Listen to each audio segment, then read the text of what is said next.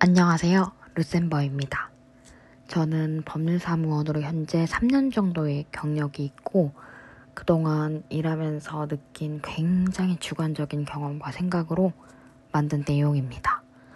정답은 없으니까 참고만 해주세요.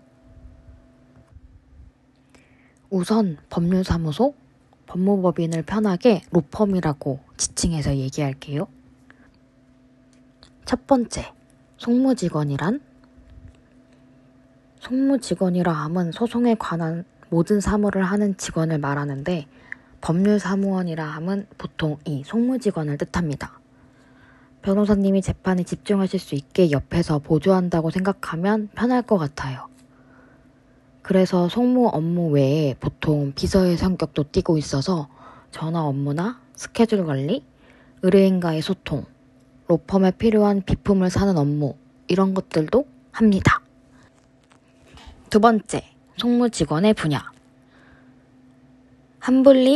한문철 변호사님도 교통사고 전문 변호사님이듯이 보통은 주력 분야가 있습니다. 예를 들어 형사 전문, 이혼 전문 이런 식으로 많이 하는 분야가 있어요. 크게는 형사, 민사, 이혼, 개인회생 파산, 부동산 이 정도로 나눌 수 있을 것 같고 평소 본인이 어디에 더 관심이 많은지를 생각해보고 지원하면 좋을 것 같아요. 지원하려고 하는 로펌이 어떤 분야를 전문적으로 하는지는 로펌 사이트에 들어가서 업무 분야를 보면 돼요. 보통 많이 하는 분야 순서대로 나열되어 있습니다. 세 번째, 지원서 작성 팁. 굉장히 주관적인 저의 경험이라는 점 감안해주세요. 우선 채용 공고는 거주하는 지역 변호사협회나 사람인에 올라옵니다. 예를 들어 서울은 서울지방변호사회, 대구라면 대구지방변호사회 이렇게요. 저는 이력서에 알바했던 이력까지 전부 적었고 자기소개서에서는 알바를 얼마나 책임감 있고 성실하게 일했는지에 대해서 자세히 적었습니다. 예전에 홈쇼핑 콜센터에서 근무한 적이 있었는데 의뢰인과의 소통을 잘할 수 있다고 어필하는 내용도 적었습니다. 알바가 대부분 서비스업이었는데 서비스 마인드로 법률 서비스 제공에도 도움이 된다 이렇게 생각하고 열심히 적었던 것 같아요. 또한 입사 후 어떤 태도로 임할지 포부도 열심히 적었습니다. 저는 개인적으로 중요하지 않다고 생각해서 성장 과정, 성격의 장단점은 적지 않았습니다.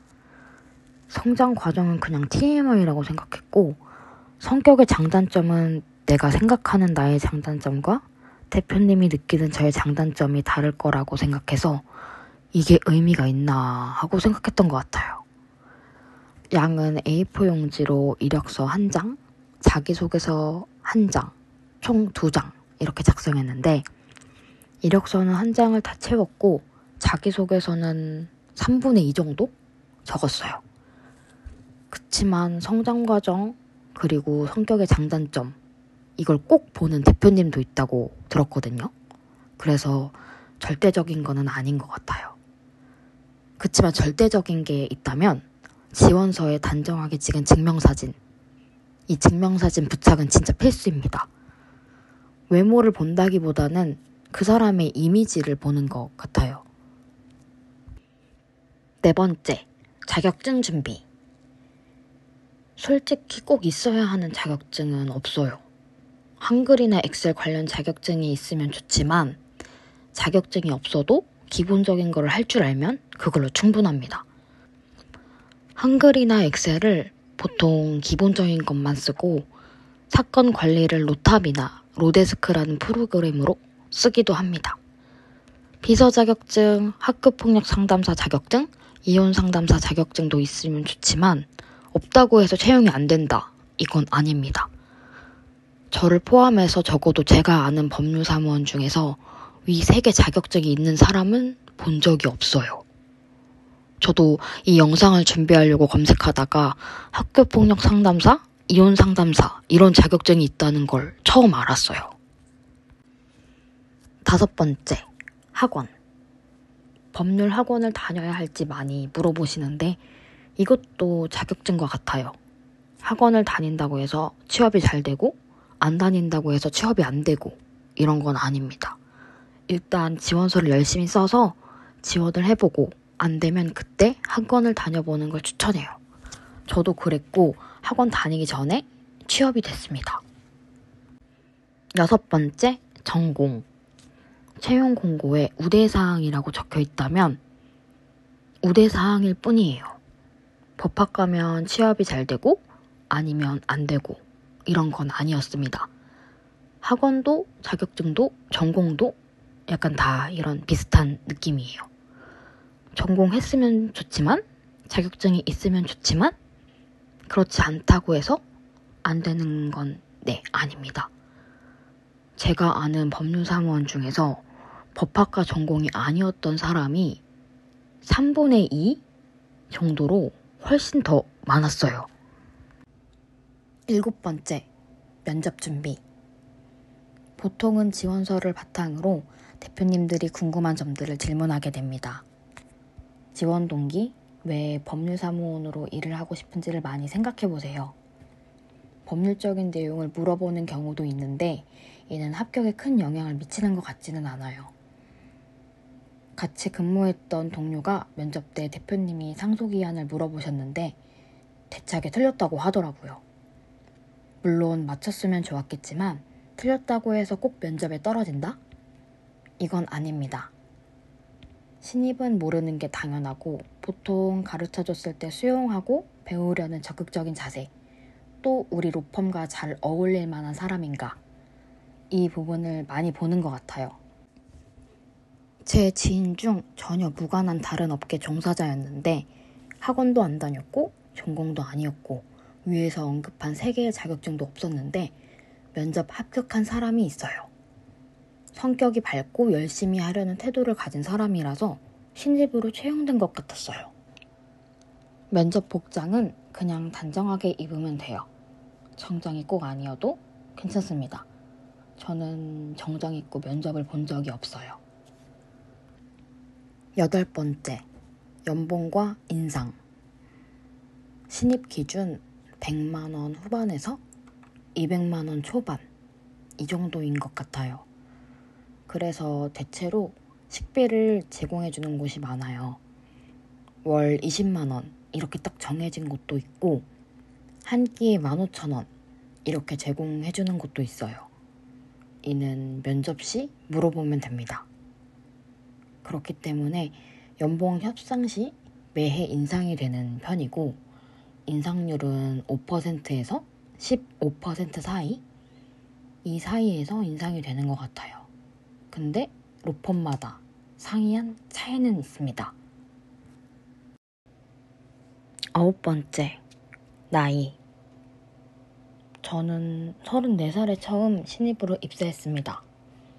어떤 로펌은 나이가 어린 사람을 선호하고 어떤 로펌은 나이가 어느 정도 있는 사람을 선호하더라고요. 어리다고 유리한 것도 아니고 많다고 불리한 것도 아니에요.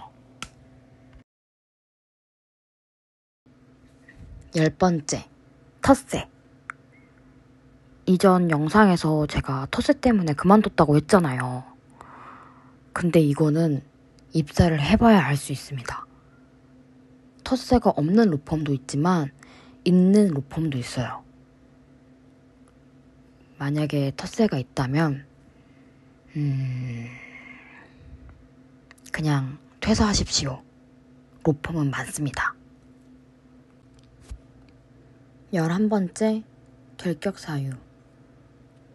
변호사법 22조의 하나라도 해당이 되면 사무직원으로 채용할 수 없다고 명시되어 있습니다.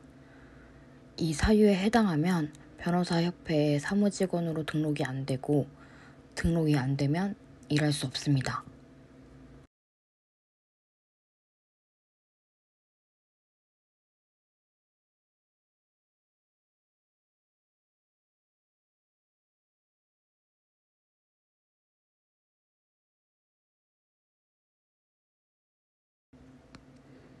12번째, 매우 개인적인 소견.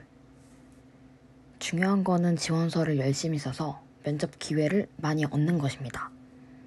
지원서도 많이 쓰니까 늘고 면접도 많이 보니까 별로 안 떨리게 되더라고요. 밝고 적극적으로 배우려는 자세인 사람을 선호하고 그런 사람이 면접에 유리한 것 같아요. 그리고 즉시 출근자를 선호합니다. 출근 가능 날짜가 정해진 상황에서 지원서를 넣으세요.